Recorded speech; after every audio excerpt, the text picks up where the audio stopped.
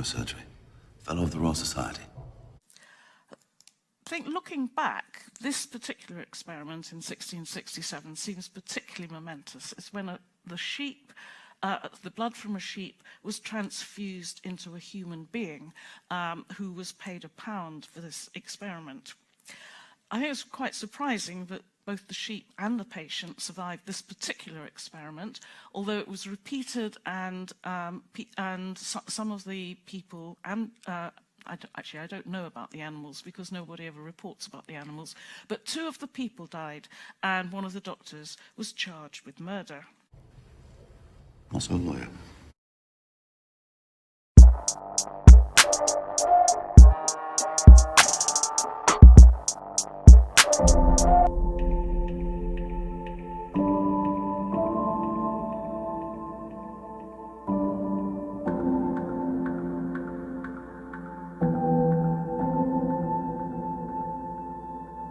Typically, traffickers go into the village and promise an opportunity of work. She arrives in a border town, but conveniently someone shows up and says, well, hey, I can take care of you. Come stay with us for a couple days. They tell her, you owe us money for the days you've stayed here. This is the kind of work you have to do. Fortunately for this one particular girl, when we went undercover in this brothel, it was her first night. Us as undercovers went in there and were able to rescue her. We definitely risked our lives, and to the point where we were in fear that the police would probably kill us somewhere in this remote part of this village. And the fact that we carried her in our arms across the border and would not let her out of our sight.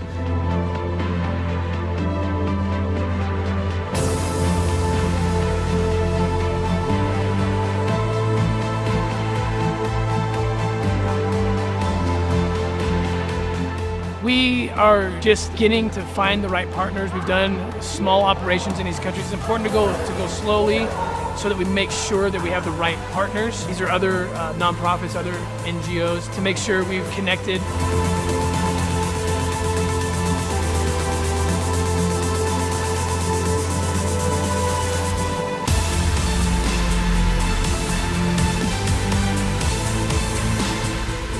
We were told today by some of the law enforcement partners that we have that without the impetus of OUR, without Tim and his team really pushing for this to happen, making the contacts, setting up this thing, there isn't a lot of political will or ambition or resources from the local law enforcement, and it wouldn't have happened. Everybody involved should feel proud of the work they're doing. या खोलीचा दरवाजा सगळ्या आरोपींना आता गुरुवारी न्यायालयात हजर करण्यात आला असून सगळ्यांवर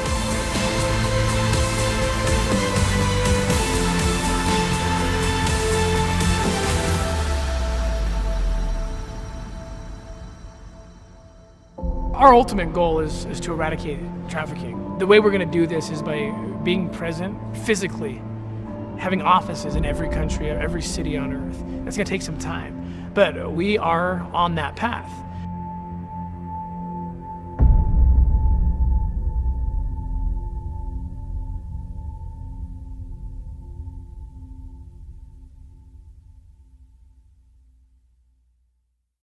Black Lives Matter! Black Lives Matter! It's time we rise up and demand justice. Right now. We must do the work required to dismantle cisgendered privilege. Those heterosexuals. Those straight people. We must defund the police, and our white allies will lobby Congress to disarm every American, so we are no longer shot by the police. And once we remove every Confederate statue and piece of history we don't like, all white people must kill themselves. I was not expecting that. Yeah. Their whiteness makes them the cornerstone of systematic racism. So we ask all white allies to use your privilege and sacrifice yourself for the greater good. No! I like white people. They got the best customer service. Then we take over city blocks and declare them communist utopias. What does that have to do with black people? Everyone works for the government. Everyone pays a carbon tax. Absolutely no borders. No private property. Yes. Joseph Stalin. Yes. Lenin. Marxism. Nothing to do with black people.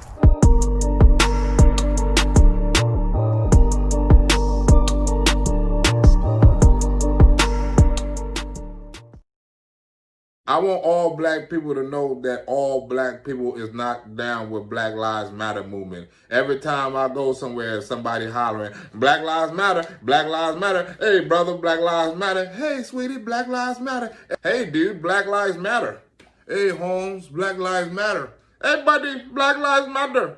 Everywhere I fucking go, somebody hollering, Black Lives Matter. If it took for a motherfucker to get choked out for you to realize that your life is important, that means your life wasn't really shit to begin with. You need to reevaluate what your life is about. Black Lives Matter my ass. I know Black Lives Matter.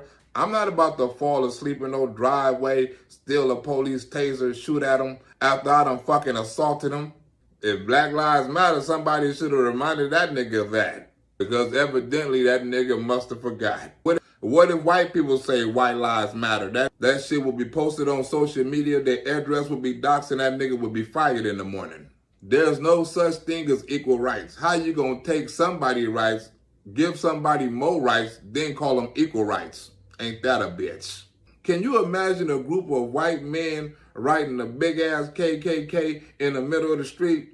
Or a group of white men going to the police station saying they can't fucking get in?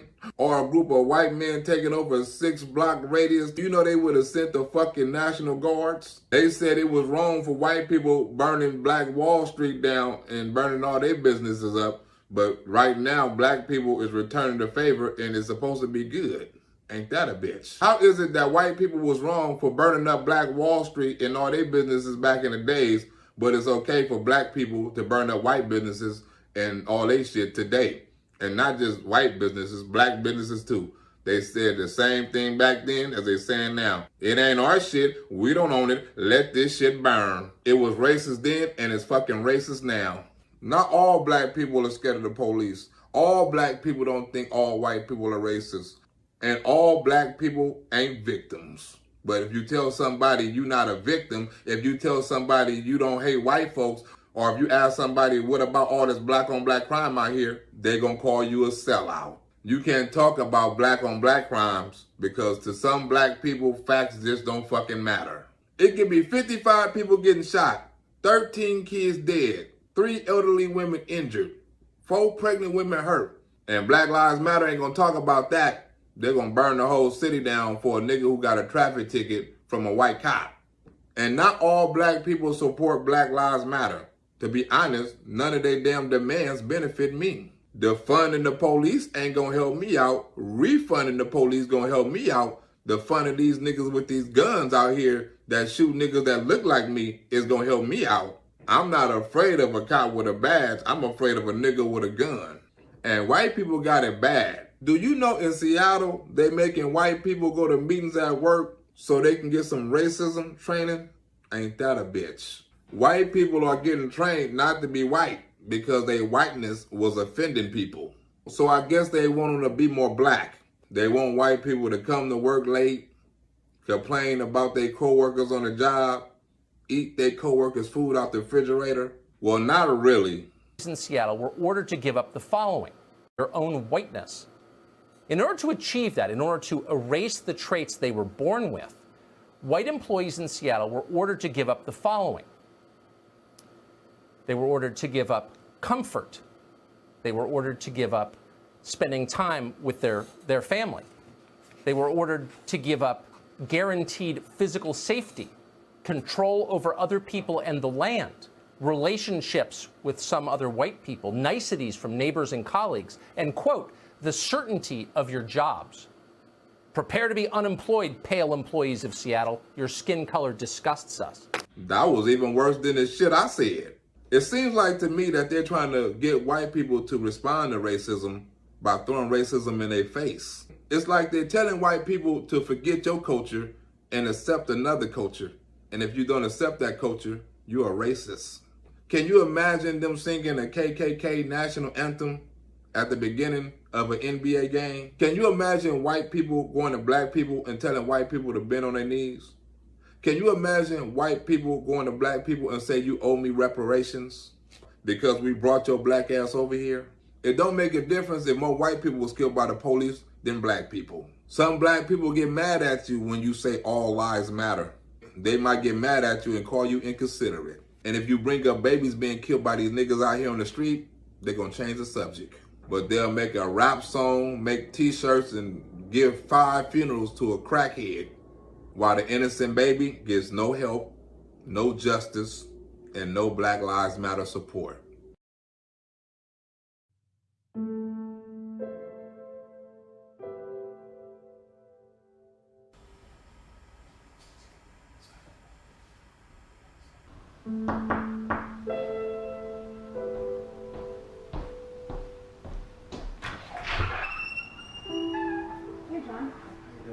You mind taking your shoes off right there, buddy? Alright, I'll go get Anna. Well, hold on. I don't know, I just want to make sure there's no funny business. You know what I mean? No funny business. We're excited. We're gonna go get Anna. Okay? Just sit tight for a second. Hey, police, put the drink down. Put the drink down. Listen to me, okay? Put your hands over your face. Lay down for me. Okay? Speak audio. What people don't understand is how easy it is to purchase a child online. It's as easy as ordering a pizza. What I say to those that harm children is I'd much rather be the person that's staring them in the eyes than that child that they showed up to harm. The reason being is I've seen those children. I've looked them in the eyes and I've seen the pain and I've seen what they've gone through. And I'd much rather it be me than that child. What I would tell someone is this is absolutely happening in your community. Every time I set up one of these ops, I go all across the state, I always think, you know, no one's gonna show up this time. Every single time somebody shows up. And every single time we do these, the number increases. I can think of one operation we did was in a smaller community and I thought, you know, we're probably gonna get 7 or 8 people. And ultimately we ended up arresting 26. And that's in a small community where they thought, there's no way this is happening in our town. So I'm here to say, absolutely, this is happening in your area. People think that human trafficking and child exploitation only happens in third world countries, but the sad fact is it happens right here in our community. We see it every day, and every day we have people that we would not otherwise expect preying on our children. One of my more proactive type situation would be to develop an undercover profile, either be a little boy, a little girl. I don't initiate anything, I just wait to be contacted, which takes very little time. And from there, I know within 35 or 40 minutes if that case is going to progress. You know, what value can put on a kid's life. One of the things that we do is try and, you know, get there and get these kids before these perpetrators have a chance to ruin their lives. Police department, get on the ground now! Some of the biggest challenges that we face is the evolving technology. There's always new apps, new software that's coming out there, and be honest, criminals are getting smarter, and so it is more challenging for us to prosecute these individuals. At OUR, we want to get the proper tools and technology into the hands of those law enforcement professionals who know exactly how to put that to the best use. Oftentimes, these tools can be quite unconventional. For instance, we've provided dogs to task forces that can actually sniff out electronic storage devices. My name is Geraldine Bly. I am an investigator with the Seminole County Sheriff's Office in Florida with their Digital Forensics Unit. My partner, Siri Cinnamon Bark, is an electronic detection canine. What that means is she finds hidden electronic devices from thumb drives, hard drives, computers, cell phones. The dogs are actually utilized in search warrants for child pornography cases and other types of crimes, but they go into the search warrant and they locate devices that the suspect may have hidden. So when Operation Underground Railroad came in, they said, hey, we're going to take this problem away from local law enforcement. Our goal is try to get one of those dogs in every task force. As a former law enforcement officer, one of my greatest fears was to leave the scene of a search warrant having left behind a critical piece of evidence. And that's why having these dogs is so very important. Child sexual exploitation happens close to 200,000 times a year right here in the United States, according to the Department of Health and Human Services. Timothy Ballard, founder of Operation Underground Railroad, wants to help law enforcement fight this problem by working in a private-public partnership. Please get on the ground right now. Get on the ground. Get on the ground right now. 61-year-old Randy Kranz arrives with cash to pay for sex with an 8-year-old and an 11-year-old. I knew this was a setup. The Washington Task Force conducted a series of similar busts. 6 children were rescued from some of the suspects' homes, and so far, 27 people have been arrested in Washington thanks to OUR funding. The partnership that we have developed with OUR is sensational. The information that we've gotten, the training, resources, the equipment has made such a huge impact for us. Operation Underground Railroad gave us a forensic computer that's allowed us to move 10 times faster than we were able to with forensic extractions and examinations. Operation Underground Railroad has been an amazing friend to law enforcement, has been an amazing friend to the Washington State Patrol. If you're considering working with OUR, I would encourage you to join the fight.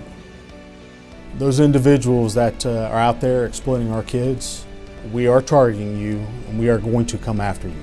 To the exploited children out there, I would say talk to someone, find someone you trust and reach out and tell them what's happening so that we can get you out of that situation and to safety.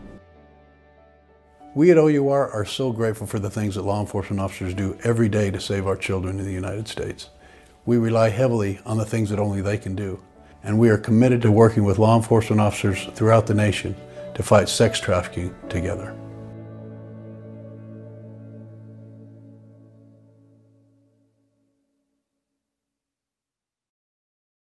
Tension continues to grow between the police and Mayor Bill de Blasio as crime statistics continue to surge there as well. At a meeting last week, New York City Police Commissioner Dermot Shea slammed city leaders who have been critical of the NYPD. Shea called them cowards. That included Mayor de Blasio. Mayor de Blasio, like the mayor of Portland, is also rejecting help from federal law enforcement. Look what happened in Portland. It's been a fiasco. Sending in the federal law enforcement agents totally backfired. It's the same way he's used ICE. He uses ICE as an extension of his re-election campaign, not to protect people. I just have no illusions here. So we do not welcome it, and it will not work. Now, the reward is now at $30,000 for anyone who provides, well, that's for a story we're going to talk about in a moment. Here is our interview. We had a chance to talk to Beverlyn Beatty earlier today, and here is that discussion. All right, joining us now to talk more about pushing back against Black Lives Matter and the effort to defund police is Beverlyn Beatty. She is the co-founder of At the Well Ministries. And Beverlyn, it's great to see you, and thanks for coming on our program. Hi, thank you for having me. So the first time I saw you in that video, I had to ask myself this question, and now I'm glad to be able to ask it to you. What was the final straw that broke the proverbial camel's back here that made you say to yourself, you know, forget about the consequences. I got to do this. I need to make this statement and spread black paint all over this mural. Well, it happened, I think about last week sometime. My cousin actually had got involved in a shootout in Staten Island. He had got shot in both of his legs, and one of his legs was amputated. And this, again, was another form of black-on-black crime. And yet, where's Black Lives Matter at? Totally silent. So it hit home for me. And on top of that, just watching what was happening in New York. I have a lot of family in New York, and unfortunately, a lot of them are gangsters. And now it's hitting home more than ever because they are really defunding the police and the crime is rising. And for me, I just was like, you know what? They're killing us. I'm done. I'm tired. Well, we can put some of the crime stats up on the screen now, specifically related to New York. Things like murder up 50% just in the year. The number of shooting victims up more than 200%. The number of shooting incidents up close to 185%. And these are statistics on the screen right now, but these are the crimes that you and your family and your friends and your neighbors are living through. Yes, that's exactly right. And It's one thing when they talk about this stuff and it's political and you only see it from the news perspective and it's never at your front door. But this is at New York's front door. This is at Chicago's front door. This is at every Black person, whether they like it or not, front door. And then the white people and all the other races are just bystanders, collateral damage in it. But this is affecting everybody at this point. People are leaving New York by the droves. You can't live there because you might die. A 1-year-old baby got shot in the head. Yeah. Black Lives Matter said nothing. And that's what I wanted to talk about, too, because while this mural was being painted, it was right around the same time that 1-year-old Divert Gardner was shot and killed, and police say the infant was killed at a cookout. And you can see on the screen here, Mayor de Blasio, Al Sharpton, some of the other Black Lives Matter representatives there painting the street. And this is what he said the day after Divert Gardner was shot. Here's the mayor. This is not anything we can allow in our city. And it's heartbreaking. It's heartbreaking for so many reasons. And it begins with the fact that there are just so many guns out there, and that is a New York tragedy and a national tragedy. When de Blasio was actually talking about the Devin Gardner case, he called it a national tragedy. But that statement doesn't seem to really dovetail in with his behavior there, painting the streets, smiling, photo-opping with Al Sharpton. And why haven't we heard more from the likes of Al Sharpton on the Divert Gardner murder? Because Devon Gardner getting killed doesn't sign Al Sharpton's paycheck. Al Sharpton only eats off of one thing and one thing only: the demise of Black people based off of what quote unquote racism is doing to us. That's how he makes his money. Okay, so he was actually paid to be at that place painting and smiling. He was getting a check while that young man was dying, so he could care less about him. And this is the truth about Al Sharpton. He is a house Negro, and I'm not even calling names when I'm saying that. I'm calling it for what it is. He's a token Negro who displays the face of what Black people are supposed to be, but he's a liar, and he uses our demise and our ignorance against us, and he pushes this agenda of racism so he can keep collecting a paycheck. Devlin, those are very strong words. Obviously, your words that I would not say, but I understand your sentiment. I think a lot of people do. Well, I think people do understand where you're coming from on this. A lot of people are frustrated. What do you think is a solution here? I hate to talk about these problems without actually talking about solutions. We talked about this Brooklyn neighborhood. The community leaders there are calling for the return of plainclothes police officers in New York. But what would you like to see happen, Devlin, that you would think would make your community safer? First and foremost, the people themselves. We the people have to stand up and fight back and take back our country, and we have to fight for our officers, okay? Their hands are tied. We have to stand with them and fight for them. We know for a fact that if they get rid of these police, we're gonna be dying in the streets. We're gonna be in trouble. That's number one. Number two, any person who has been directly affected by Black Lives Matter, no matter what color you are, if you can prove in any state in the United States you've been directly affected by BLM, you need to contact me because we're going to sue them. I will get you a lawyer that will help you sue them for free. And Devlin, what's the best way for people to contact you? You want to put up a web address or email address? We can put that up on the screen. Yes, you can look up @wellministries.org. Okay. And you can also contact me directly at bevelinbeatty@gmail.com, and I will get you a lawyer in your state, and we are going to hit them where it hurts, in their pockets. And Devlin, you obviously were arrested for this vandalism. Officially, that's the charge. What kind of consequences are you now facing? Right now, I just got criminal mischief ticket. Nothing really. They just gave me a ticket. I'll be in court in October. A slap on the wrist, and I'm gonna tell you why it was a slap on the wrist. Because they couldn't really charge me as much as they wanted to, because the mayor told the police to stand down when Black Lives Matter was protesting. De Blasio told the police to stand down. The commissioner actually tweeted this, that they were told directly to stand down. But when we start to paint that mural, we are supposed to be arrested. So all we're getting is criminal mischief, and it's going to be dismissed because the mayor has proven he's biased. So by all means, get your cans of paint and paint all over any Black Lives Matter mural you see. All right. Well, officially, Devlin, we don't condone vandalism. But again, I think people might understand where you're coming from and why you're doing this based on your personal story here. We'd love to stay in touch with you. We welcome you to come back on the program here in the future. I don't know if you're going to do this again, but please stay in touch with us, and we'll stay in touch with you. All right. Devlin Beatty, thank you so much for joining us. Newsmax TV is now America's fastest growing cable news channel. We give you the real news you need. So subscribe to our YouTube channel and give us a thumbs up. If you like this video, share it with your friends. Newsmax TV streams live on YouTube for free. Newsmax TV, real news for real people.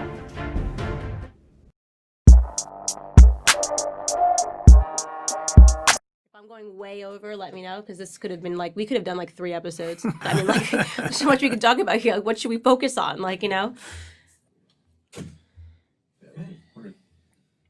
We're good? Yes. Speeding? Okay, ladies and gentlemen, we are rolling into another episode of the Candace Owens Show, and this is a topic that I'm very, very, very excited to challenge myself on, primarily because I am not sure exactly where I stand. I've been trying to make myself ideologically consistent in all of my ideas and things that I say. And an area that I have been struggling with is the argument over whether or not prostitution should be legal.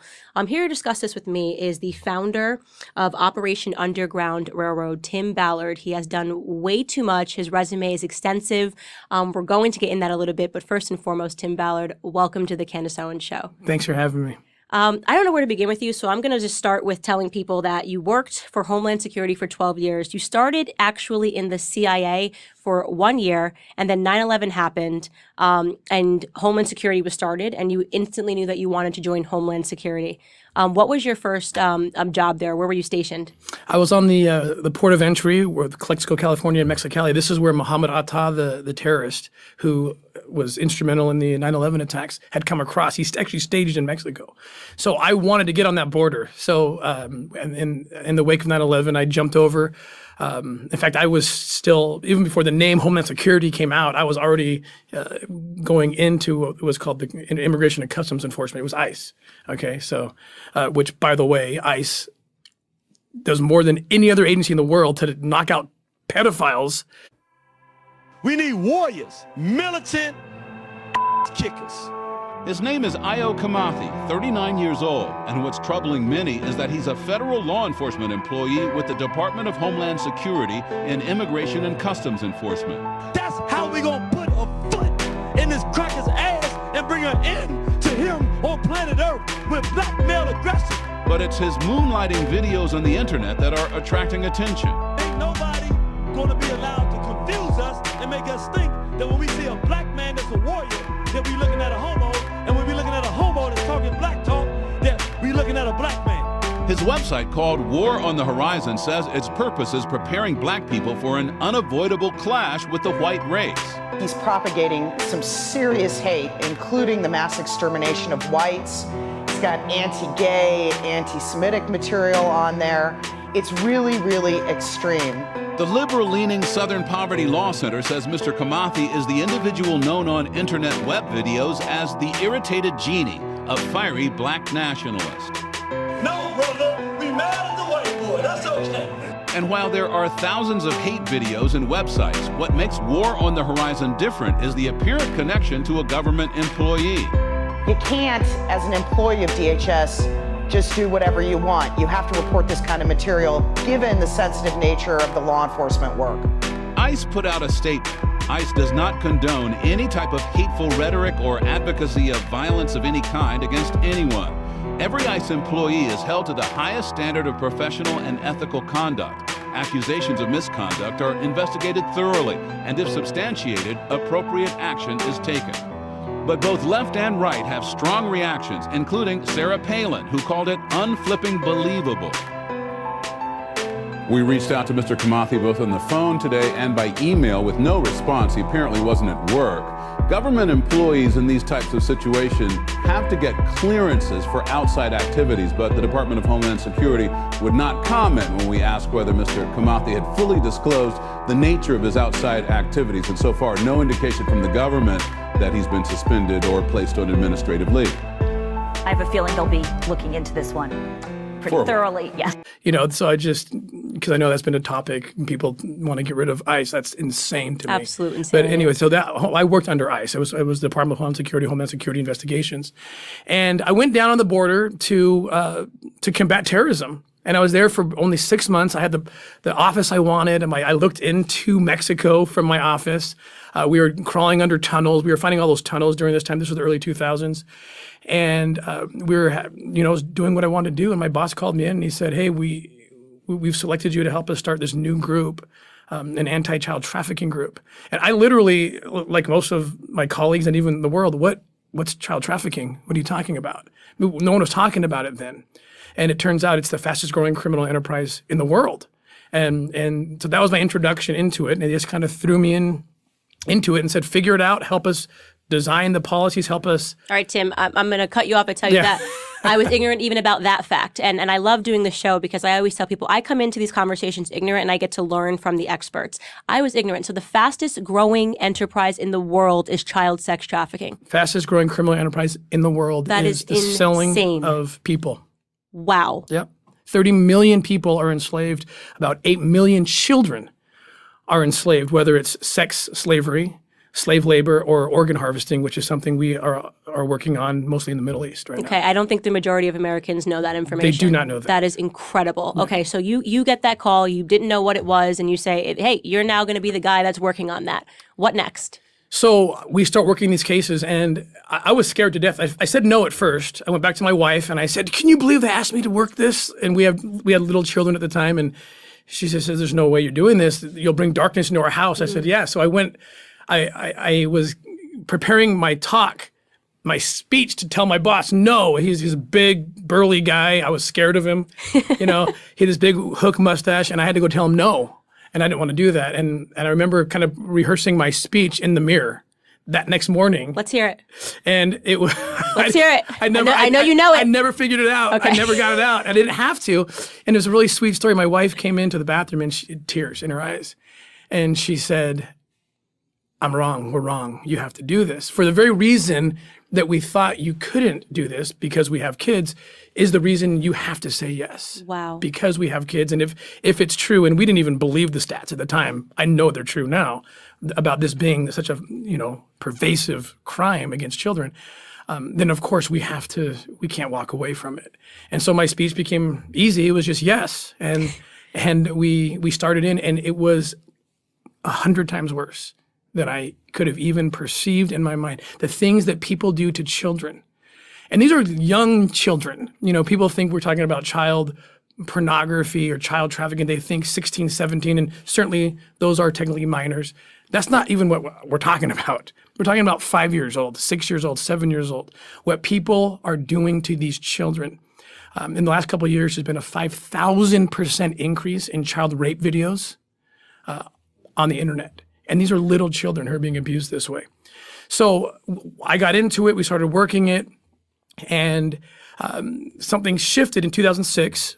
George W. Bush signed into law the Adam Walsh Child Protect Act. And what that did, it changed my life. A tiny little part in that bill, there used to be a statutory requirement that if you wanted to go after American pedophiles who were hurting children overseas, you had to prove that they had the intent to rape that child while standing on U.S. soil, which before 2006, we had 0 prosecutions because you can't prove that. He eliminated that statutory requirement, which opened the gates, and they sent me overseas. I speak Spanish. They sent me to undercover school, and they said, okay, now that we don't have to prove this, all we have to do now is prove that an American left the country, went overseas, sexually assaulted a child, and now we can hold that American perpetrator accountable as if they committed that crime here in this country. It's an amazing new opportunity. So they sent me to undercover school and they said, go and figure it out and find the kids. And so I did. I worked in Central America and Latin America, going undercover as a pedophile, as a trafficker, whatever I had to do. And it almost broke me, not just because of the exposure to such darkness, but because if I couldn't find an American pedophile on one of these operations, I had to come home because we had no dog in the fight. The U.S. government couldn't do anything legally. But I would always find the kids. Wait, hold on. Wow. So if you were overseas and you did find, yes, this is a pedophile, this person is involved in sex trafficking, unless you could locate one American in that, you had to walk away from the situation. Am I understanding that correctly? That's correct. Wow, that's really heavy. It was hard, and I didn't blame. I would have made the same decision. It's a constitutional question. Right. It's a legal question. And the country that we're working with, who are helping us, they said, "Where are you going, Tim? You've made yourself the bait. If you walk out of this, it's over. The bad guys think you're the guy. You walk away from this." But we didn't have a budget. We didn't have a constitutional mandate to be there, and it was kind of an unintended consequence of the whole thing. And there was 2 cases I was working, one in Haiti and one in Colombia, where I got too deep. I went further than, frankly, I was supposed to go. I got so impassioned trying to find these kids that oftentimes I'd be sent down to do a training, and I would kind of go further, and I would do the undercover work and kind of set it up. And there was 2 cases, one in Colombia and one in Haiti. Like I said, I learned about this little boy. His name is Gardy. In fact, I wear his name on my wrist. This little boy, Gardy, is a U.S. citizen, kidnapped in Haiti, living in Haiti with his family. He's of Haitian descent. He's the only one of his family that was actually born here while the family lived in the United States. And he was kidnapped from the church where his father was the pastor, and kidnapped and trafficked. Haiti's I think number 3 per capita in the world for human trafficking. And I promised this father that we would never stop until we found his son. And I thought, because he's a U.S. citizen, I can make this work. But DOJ came clear to me, and they said, no, this is a Haitian crime. There's nothing, you got to come back. But I'd already promised the father, right? So, and I did the same thing in Colombia. I went too far in a case where we were set up to do a big takedown, rescue over 100 kids. But again, I overcommitted, and we didn't have the mandate to be there. So then it was, now what? I'm 12 years in this job as an undercover operator for the U.S. government. And I went back to my wife and I said, what do we do? I can't work these cases anymore. And it was my wife. It's always my wife, by the way, who directs me. And none of this would have happened without her. She says, well, it's very simple. You have to quit your job and we'll just figure it out. And I had just been on the Glenn Beck show for a book I wrote. Had nothing to do with trafficking. And I didn't know Glenn that well, other than I was on a show once. And he didn't even know what I did for a living, except I wrote this book about American history, about religious liberty. That was kind of my hobby. And I called Glenn and I said, I'm stuck. I need to tell you what I do for a living. And against all the advice of his attorneys, of his company, he said, I can't say no to this. And he raised the money for us to go back down and do those 2 hits. Wow. Glenn Beck is the co-founder of all these, according to me. He really is, and he's one of our closest friends and allies to this day. So we went down and we quit. We started this foundation. I pulled in a kind of a coalition of willing people who would work for free because I didn't have enough money. Former Navy SEALs, guys I knew in the government who came in, former FBI, Homeland Security guys, local cops. And we went down and we were successful. We went in Colombia and rescued over 100 kids. Wow. On that operation. And on the Haiti operation, we found the captors. We liberated the other children. They had 28 children that they were holding captive. And we were able to liberate those children, get the bad guys in jail. But the little boy Gardy, who I wear this to remember him, he wasn't there. He'd already been sold, and we haven't found him yet. Wow. I want to ask a question. When you say I know you're oversimplifying. We went down there, we liberated them, right? Yeah. That sounds super easy, like you pressed a button, and Yeah. it's not pressing a button. No, it's not. What does that take? Take me through the day when this operation is going to come into fruition. So you're watching these guys, you're studying them, you know who the players are, you know where the children are, right? Who are the people? Because you've assembled this team. Now you're on your own. You don't have government support, right? Who is around you? Who are you? Are you working with the government in Colombia? Who are the men that are going in and busting down doors? What does it take? Yes, excellent question. So yes, we always work with government, or we won't work at all. So we basically become consultants for the government, and they'll sign us up as informants, officially, legitimately, as informants that allow us to legally then go undercover on behalf of the government. So in the case of Haiti, we went down there. We were able to get phone records. See, a place like Haiti, here's the problem: these kids that get trafficked and kidnapped in these countries that are developing, there's almost no hope because a lot of these countries, most of them don't even do proactive investigations. We're very blessed to live in this country. We have, first-class law enforcement, federal, state, local. Over there, they don't. And a proactive investigation, which is required to liberate children, they don't do them. Right. It's all they can do to keep up with the reactive, the dead bodies, the homicides they have to deal with every day. And so we were able to go in and say, look, we'll help you do these proactive investigations. So we helped them, and they got phone records, and we were able to locate this place where we were certain that the little boy had been taken at one time. And so we flew a drone really high over it, and we're just mortified to see we counted 20 some odd children in this compound. There was high walls, you couldn't see around it. And then we had to get in.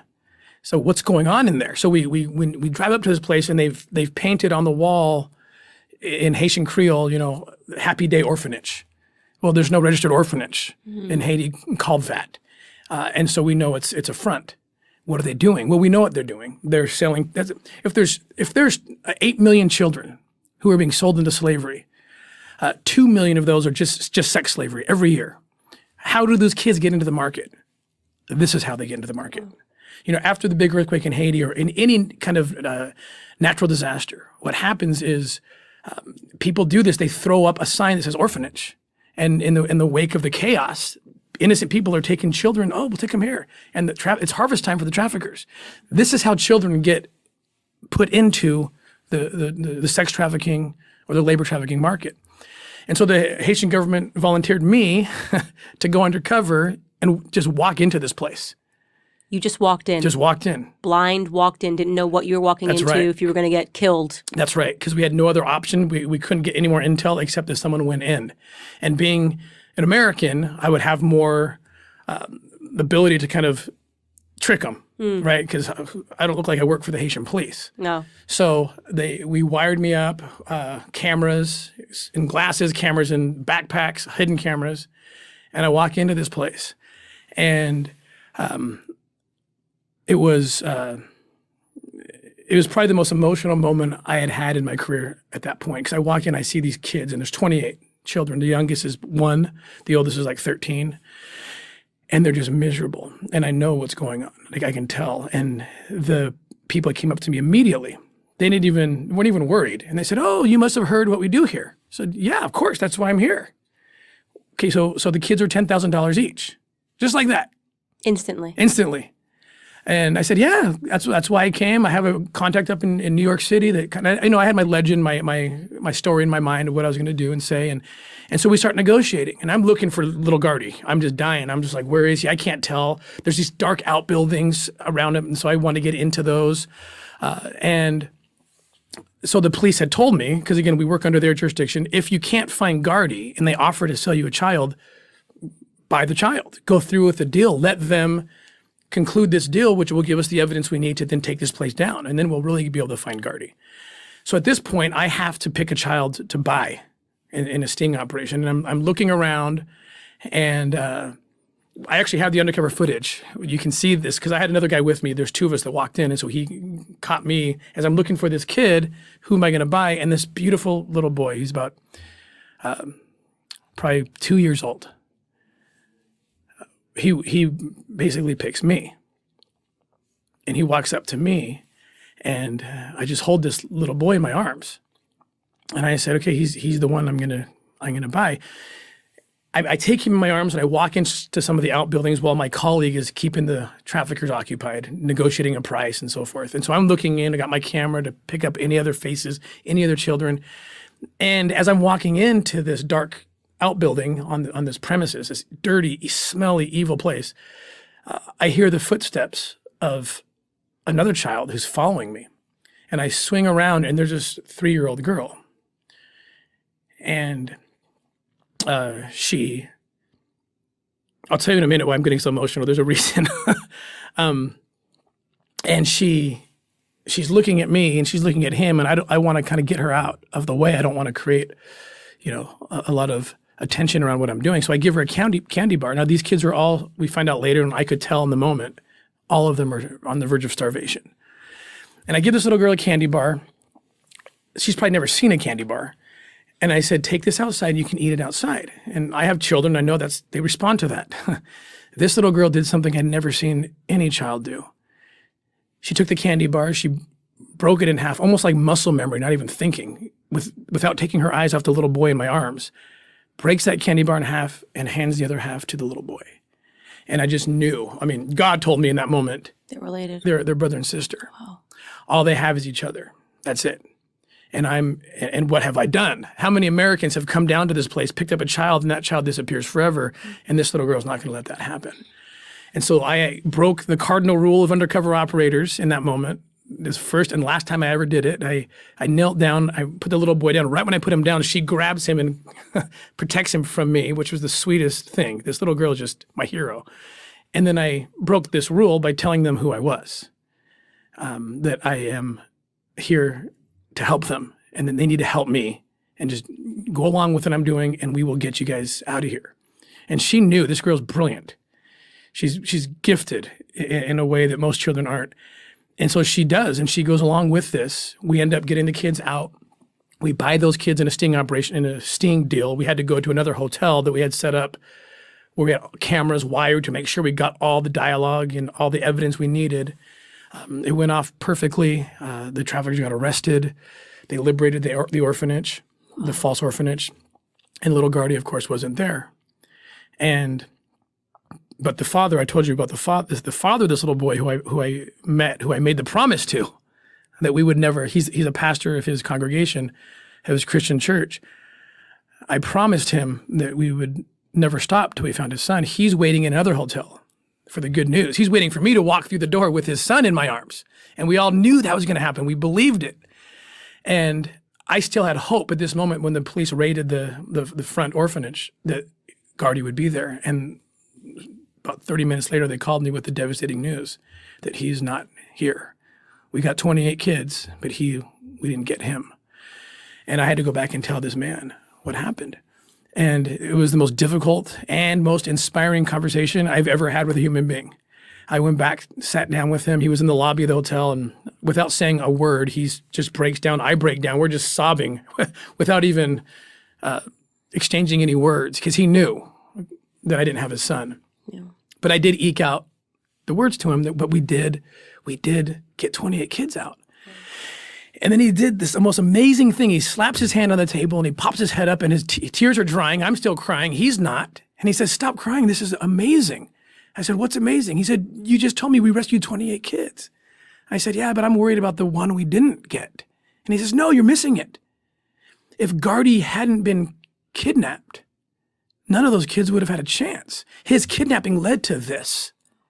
And I thought, wow, I couldn't say what you're saying were roles reversed. And then he said this, the most profound thing anyone's ever said to me. He said, "If I have to give up my son so that those 28 kids could be rescued, then that is a burden I'm willing to bear." Wow. And we've rescued over 3,000 victims and children since that time. And they're all because of this sacrifice. So back to those two little kids. So I go home that night, and I'm just an emotional mess. Just like, I'm happy and I'm sad and I'm bewildered by this man. He in fact went to the police right after that. I went with him, and he said, "If you can't find parents for these children who were rescued in the name of my son, I will bring them home." He went home with 8 of those 28 kids. Oh my goodness. Unbelievable. So I go call my wife that night from this crappy, Haitian hotel room. I remember there's rats running around. That's all we could afford at the time. We were like piled up, like 10 of us in a room. And I couldn't sleep. And I told her the story. And I said, "Can you believe this?" And I said, "I want to be like him, like Gesno Marty." That's his name. And she said, and I got to be careful what I say to my wife, because when she says something, I know it's inspired, especially, when she says it that way. And she did one of those on the phone, and she said, "Well, let's be like him. I want to be the mother of those 2 children that you had to buy, that you bonded with. I want to be their mom. Will you make that happen for me?" And I was just like, "Are you kidding me? Like, we have no money. I just left my secure job to start a nonprofit." But I knew that she felt it, and we did it. And those kids have been home for 2 years now. Oh my goodness, that is such an incredible story. So we have 7 of our own. So that made 9. You have 9 children. We have 9, yeah. Wow. Yeah. Just doing the God's work. I mean, that really is God's work. And I really want to just add some, not credit, but just to sort of speak about what your wife was experiencing and what she's feeling. Because as soon as you said, oh, honey, they had me on sex trafficking, and her initial response, that would have been my initial response. Because it's a topic that no one wants to talk about. And it's because it actually so deeply affects us that we want to pretend that it's not happening. And the courage for her to say, this is exactly why we should do it. And I can't imagine how it impacts just your emotionality every single day. There's no way. You cannot just leave the office, right? No. There's no such thing as leaving your work No. at home, because you're seeing something that is just tethers you to your humanity and makes you realize that there are just some really, really, really wrong things about this world. That's right. Really horrible things about this world. And I'm guilty of it too. I try to you want to turn the faucet off on certain types of evil because you just can't stomach it. And talking about this issue in particular is really hard for people. And I think that's really why so many of us are ignorant about just how extensive the issue really is. So I started this episode with speaking about prostitution, and I want to pivot there. Yeah. I was on a college campus, and some kids asked us, what is your opinion on prostitution? And obviously, my gut instinct that I wanted to say is that while I don't agree with it morally, I do think that people should have the right to do with what they want with their body. But then something in the back of my head said, don't put that answer out there, because I don't know that I necessarily agree with that, because if prostitution was legal everywhere, there is no doubt that it would impact child sex trafficking. Yeah. So I've thought long and hard about this, because I too am very libertarian in my political ideals and love liberty, and I think people should have the right to do what they want to do. I have the advantage that I know who these bad guys are. And most of Amnesty International came out, and I very much disagreed with what their position was. They're trying to promote rights for sex workers. And I get where they're coming from, but they just don't know the bad guys like I know the bad guys. And part of what they're pushing, and in New York State, they're considering a bill to do the same thing. Part of the sex workers' rights, according to Amnesty International and what people are pushing for, is to preserve the rights of the pimp, of the manager of the sex worker. They claim that they need that. Well, I know these guys, okay? I've been undercover in dozens of countries, dozens of cases. These guys they're wicked and they're evil and they're businessmen. And you can sell a child for double or triple what you can sell an adult for in the sex market. And so these guys would love to have their business legitimized. And now they're being regulated, and they're shaking hands with government officials, and everything's good. Of course, I'll never show you the 12 little children who are under 10 years old that I have in the basement, but they're for sale too. And they're going to use this new sex market that the laws have created for them and legitimized for them, and those kids will be hurt. I'm certain of it. I know these guys because I meet with them, and all the guys selling kids also have the adults for sale as well. And they're always trying to upsell you, like, but you can get a 12-year-old for just add on $500 more and I'll give you the 12-year-old. I got a couple of virgins too, that's $1,000. Wow. That's this is their business. And so to legitimize it, and plus, when you go into these countries that have limited resources, they don't have enough, like I said earlier, to do these kind of proactive investigations already. Now you're going to utilize government time, right, that they don't have, and resources to regulate this new market, leaving even less time for them to do what they weren't doing before, which is investigating the cases. So you've legitimized this thing, you've created a sex market. And so the question is this: what's more important?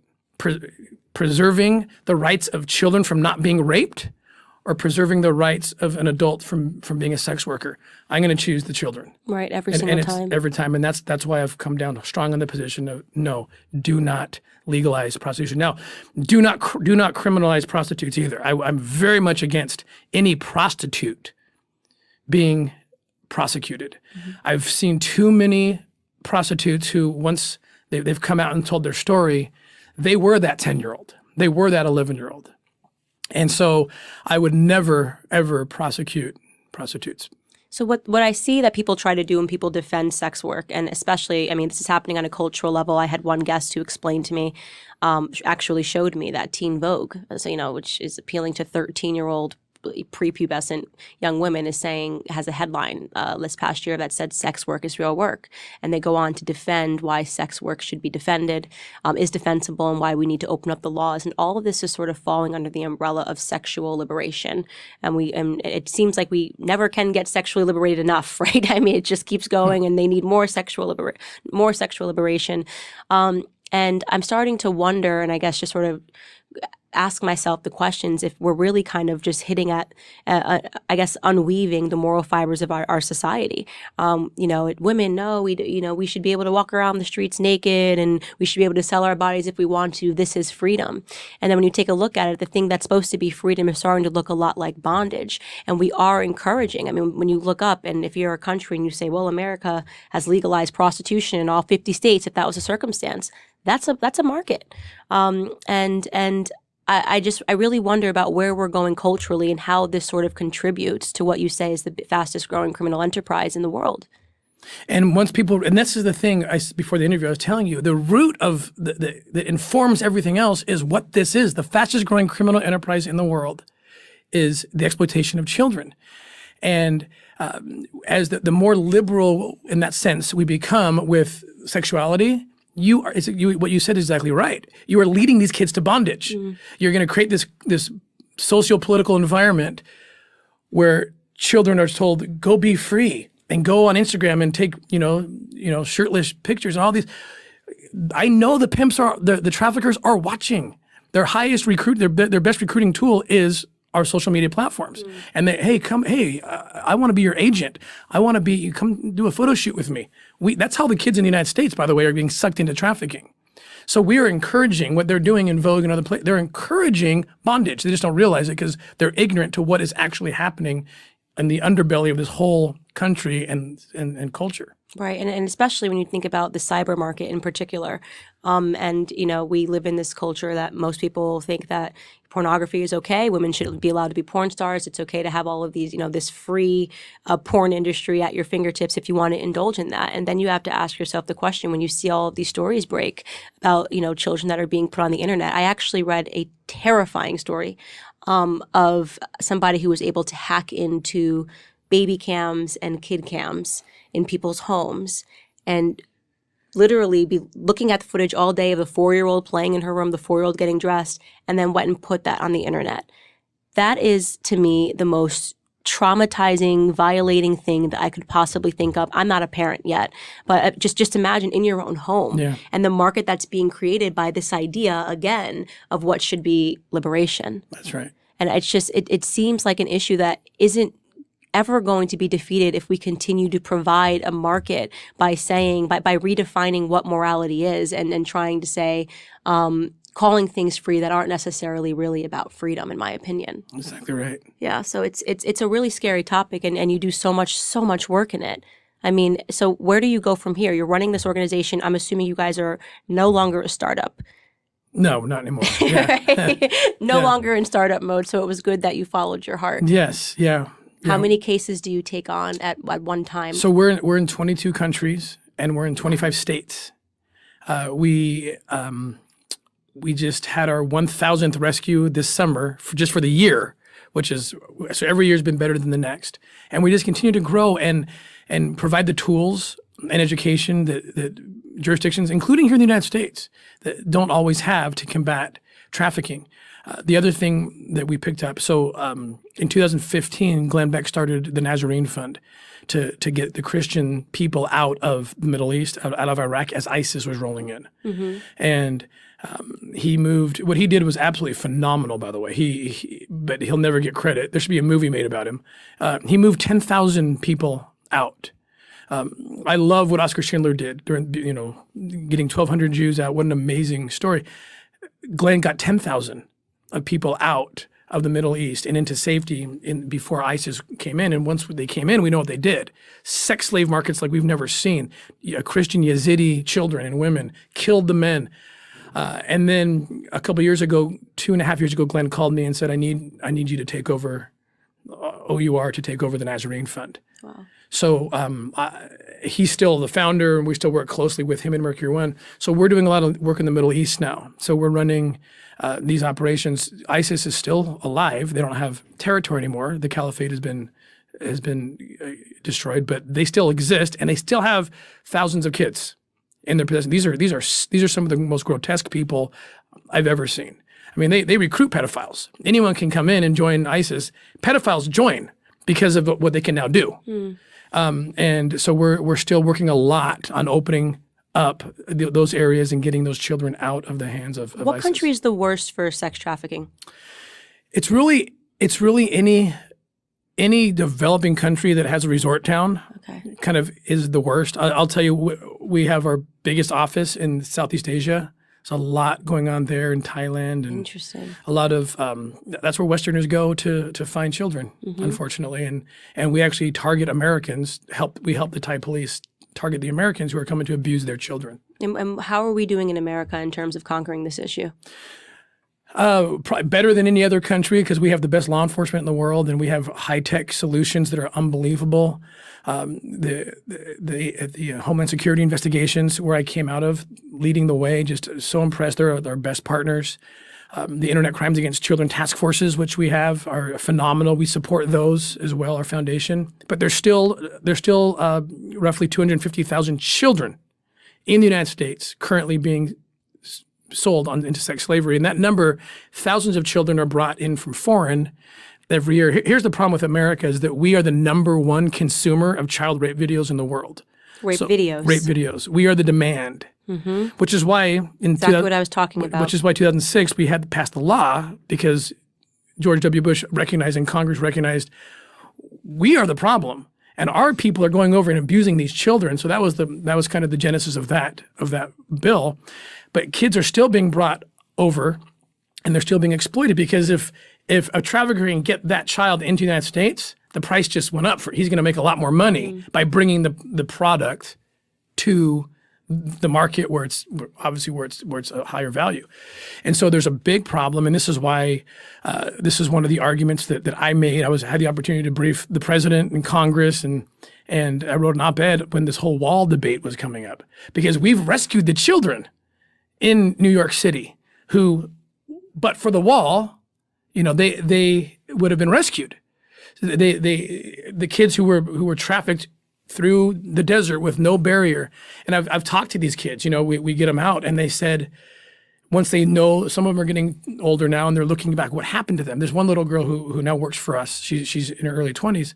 She was kidnapped at 12 years old in Mexico. And she was brought up, no barrier, border, or anything, marched right into New York City. And between the ages of 12 and 17 years old in New York City, this little girl was raped, we guess, about 60,000 times before she was finally set free. And that's the fate of thousands of children. Now, she looks back on this and says, you know what? I wish there had been some kind of opportunity, one last opportunity for me. Had there been a border or a wall where they forced the trafficker to take me through the port of entry, and I saw that law enforcement officer, who, by the way, these guys are trained to look for this. She said, I would have reached out. Help me. It's a one last chance. So I was going crazy during this debate about how a wall does nothing. I was like, tell that to these countless children who were raped hundreds of thousands of times, that it means nothing, that there's no opportunity there. So we are a major part of the problem and should be a major part of the solution. Well, let me just say, from the bottom of my heart, this has got to be one of the most interesting, heart-wrenching discussions that I've ever had on the show. It's an issue that like I said, I've been almost too terrified to discuss because it's just such a scary thing, but it's become more and more necessary, especially as we see people that are actively fighting to sort of say, you know what, not only should we not have border security, not only do we need a more sexually liberated society, but we should also abolish what you just said. We have the best law enforcement in the world. We should be abolishing entire units of our law enforcement, all in the name of freedom. And my goal is to just show people that that's actually all in the name of bondage. And you need but look at all of these other countries that don't have what we have to realize that that's the circumstance. That's right. We wrap every single episode about allowing the person that I am speaking with to leave a voice message for the world, meaning you're going to look at this camera and you're going to go for 2 minutes, and everybody in the world watches the Candace Owens Show, and they're going to hear the message that you leave. Are you ready? I'm ready. All right. On your mark, get set, world, I give you Tim Ballard. Hey, world, listen up. There's slavery, and it's not dead. It's alive. And Candace said something very important. She said that it's terrifying to talk about this, and that's my fear, that you're going to turn us off. It takes guts to listen to this interview. It takes guts to engage. And, I used to teach international politics at one time in my life, and my students would talk about, we talked about slavery in the 19th century. I would have been an abolitionist. I would have stood up. And I have to be the jerk, and it sounds, kind of jerkish to say this, but I had to tell them, you probably wouldn't have been, because understand this, people in the North in the 19th century, they didn't travel into South Carolina or Georgia to see slavery any more than you and I travel to Thailand or Mexico or other high trafficking areas. Not that it doesn't exist here, it does, but it's more hidden. And so look back at history, and if you probably would say, I would have been one of those abolitionists. I would have been Harriet Tubman. I would have been Frederick Douglass. Well, now's your chance, because the parallels are almost exact. It's going on now. Slavery is real. There's more people enslaved than any other time in the history of the world, and there's so much that you can do to help eradicate it and liberate and heal these children. So if you go to OURrescue.org or the NazareneFund.org, learn about how you can get involved to help us liberate the captive. That was perfect. Thank you so much for joining. Thank you. That was just, oh God, I was trying so hard not to cry. Thank you guys for watching the latest episode of the Candace Owens Show. I hope you guys enjoyed the conversation as much as I did. As many of you guys already know, PragerU is a 501c3 nonprofit organization, which means we need your help to keep all of our content free to the public. Please consider making a tax-deductible donation today. I would really appreciate your support. Ice Cube done went from NWA to MAGA. What's happening, fam? You already know how I get down. And if you know me, you know I want my baby mama put down. Over the last few months, I've been really going deep into this political space. I hope my baby mama go deep in an empty space called a grave. Reading a lot of history, trying to understand how systems work. I've been reading a lot too. I've been reading a lot of O.J. Simpson documentaries. Not getting caught up in anybody's rhetoric, but looking for my damn self. And that's what black people gotta start doing, looking for our damn self. I look for my damn self. That's why I switch parties. And just trying to figure out why we continue to flounder at the bottom.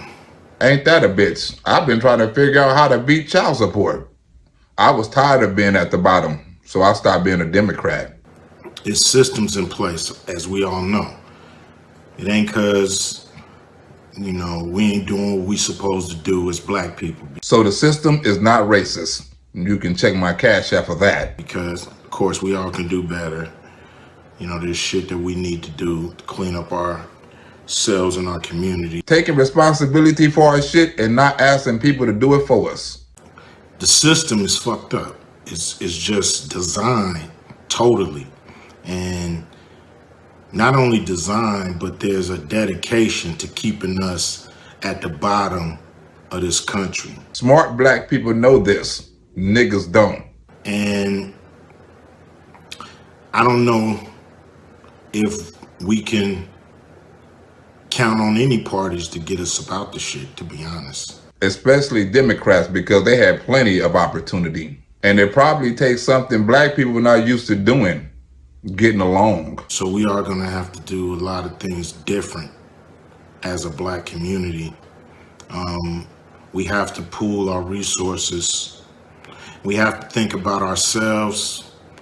We love all the other races of the world, but at some point we gotta figure out, how do we get ahead? And stop worrying about white people talking about they left us behind. Everybody's been mad at me because I haven't been on the fucking, you know, the gravy train of these candidates, you know, especially Joe Biden and Harris. Ice Cube, haven't you heard? You ain't black unless you ride they train. I don't trust none of them. No president has done right by us. So I don't trust none of them. That's why Donald Trump is not a president. He's a patriot. He do this president shit on his spare time. Now, I've been making contacts trying to, you know, talk about these real issues. Damn, you mean to tell me you can get a Democrat to listen without complaining about being a victim? Because everybody's on top of us, but us. Or everybody's on top but us. Including gays. Shit ain't gonna work. We ain't gonna survive this. Especially if the left know they can divide us. The way it's going. With all the black on black killings and with the white politicians killing our black babies through abortions, Ice Cube might just be right. Straight up, I believe the Democrats they've been nice, you know, they've been cordial, so to speak. But nice and cordial don't pay rent. You know, I don't really see them pushing their policies in any different direction. You know, they're still talking this minority, people of color shit. The same bullshit they've been feeding blacks for years. The Democratic policies do not help us. That don't necessarily include us. That don't necessarily include black Americans, especially descendants of slaves. And not the descendants of slave owners. Barack Obama and Biden family owned slaves. Donald Trump family didn't. So, you know, I think the Democrats, they got every black celebrity and shit on their team, so they just figure, you know, tell Q to shut the fuck up and vote. That's because most black celebrities are controlled by the left. Most black people used to believe most black celebrities was controlled by the Illuminati. I wonder what happened to that theory. And so, I ain't gonna do that. You know, I'm gonna push the program. We got a program, I'm pushing it on everybody. Me too, but some black people are so brainwashed, they're gonna push it back. We also met with the Republicans and shit. They brought us in, we talked to them. They've moved their agenda a lot because of what we said. Meaning the Republicans listened. I just know one of them gonna win. And I don't know if it can really matter to us. We gotta just push whoever is in there, because ain't nobody really solved our problems. Including us. People say we can't take another 4 years of this. And black people, we could take anything, shit. And if you've been living as a black Democrat all your life, you are proof. But ain't you tired of this shit? I mean, Joe Biden, you know, the Democrats, I believe they owe us. They would never pay us. If we count on them, we will always be broke. Will they do right by us at the end of the day? Who knows? We know all right. Hell no. You know, I think the plan they have is you know, they're doing a lot when it comes to safety and police and all this shit, but you know, that dough is thin. Thin my ass. Thin my ass. They dough is almost non-existent. Everybody money is thin. I mean, we're not gonna get no respect in this country without the cash. And you can check my cash app for that. We ain't gonna get no respect in this country without having money in our community. It just ain't gonna happen. And the Democrats know it. That's why the Democrats ain't putting no money in. It's not gonna happen. So, everybody can be mad at me, pissed off at me. You know, I don't give, you know, hey. Translated, he don't give a fuck. Something I've been trying to tell people. I don't give a fuck. Y'all know what it is. I'm trying to get to the truth. I ain't about to be part of nobody program. Ain't nobody gonna, you know, get me to back down. Because real niggas don't back down. Real niggas stand up. And if y'all don't want to hear the truth, then that's your, you know, that's kind of a personal problem. Well, a lot of niggas I talk to have personal problems. Because I'm going to keep spitting it how I see it, you know, and I think the problem is we're a little too one-sided, and we need to hold everybody to the fire and make sure everybody do what they're supposed to do when it comes to black people. Ask yourself, unless it's a black being killed by a cop, when do the Democrats ever talk about black people? Not get caught up in a whole lot of white people business. Because that's none of your business or ours. We need to worry about our own, what's going on with us. And not going on about white people. And then when we get what we gotta get, then we'll, welcome everybody. And stop excluding people because of their political party. Just because I'm a Republican don't mean I ain't a nigga. But we gotta make a decision, and we gotta push people to do something. Instead of begging people to do shit for us, that's what black Democrats do. Beg the white Democrats to do shit for them. Black Republicans don't beg for nothing. We make shit happen. Do something big and do it right now. Vote Trump 2020 or black people are fucked.